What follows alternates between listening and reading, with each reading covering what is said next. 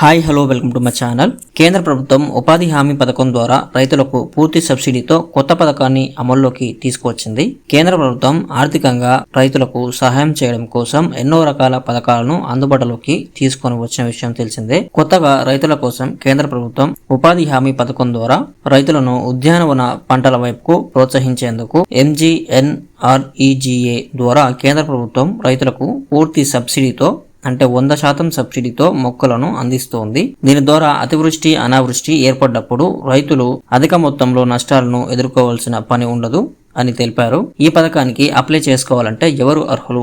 ఈ ఉద్యానవన పంటల కోసం మొక్కలను రైతులు ఉచితంగా పొందాలి అంటే 5 ఎకరాల వరకు వ్యవసాయ భూమి ఉన్న రైతులు మాత్రమే ఈ పథకానికి అర్హులు.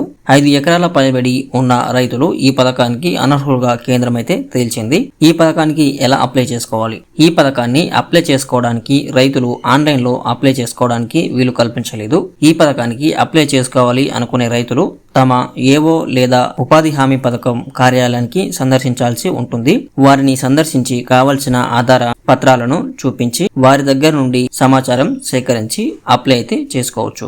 ఏ పంటకు సబ్సిడీ వస్తుంది అంటే మామిడి మొక్కల పెంపకం, పూలు, 16 రకాల పండ్ల తోటలు పెంచాలి అనుకునే రైతులకు నర్సరీ ద్వారా మొక్కలను ప్రభుత్వమే ఉచితంగా అందించనుంది. ఈ పంటలకు మాత్రమే ప్రభుత్వం సబ్సిడీ అయితే ఇవ్వనుంది. సబ్సిడీ ఎలా ఉంటుందంటే రైతులు సబ్సిడీ పొందాలంటే కొన్ని నియమాలు అయితే పాటించవలసి ఉంటుంది. రైతులు 1 ఎకరాకు 70 మామిడి మొక్కలు నాటుకోవాల్సి ఉంటుంది. అలా మామిడి తోటకు ఎకరాకు మొదటి ఏడాది 51,367 రూపాయలు, రెండో ఏడాది 28,550 రూపాయలు మరియు మూడో ఏడాది 30,000 రూపాయల చొప్పున 3 ఏళ్లకు 1,09,917 రూపాయలను సబ్సిడీ కింద అయితే అందించనుంది. అదేవిధంగా డ్రాగన్ ఫ్రూట్ ఎకరాకు 900 మొక్కలు నాటితే అందులో మొదటి ఏడాది 1,62,514, రెండో ఏడాది 17,250 రూపాయలు మరియు మూడో ఏడాది 20,950 రూపాయల చొప్పున 3 ఏళ్లకు 2,07,14 రూపాయలను సబ్సిడీ కింద అందించనుంది.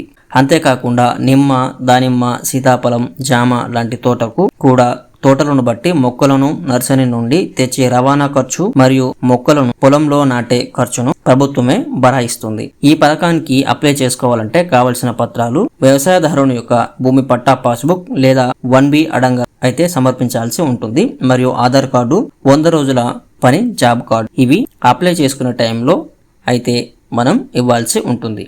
ఈ పథకాన్ని మీ ఏవో దగ్గరికి వెళ్ళి పూర్తి డీటెయిల్స్ అయితే తీసుకోవచ్చు. సో ఇది ఫ్రెండ్స్ ఈరోజు వీడియో. మీకు నచ్చినట్లయితే లైక్ చేయండి. అలాగే మన ఛానల్కి సబ్స్క్రైబ్ అయితే అవ్వడం మర్చిపోకండి. Thank you.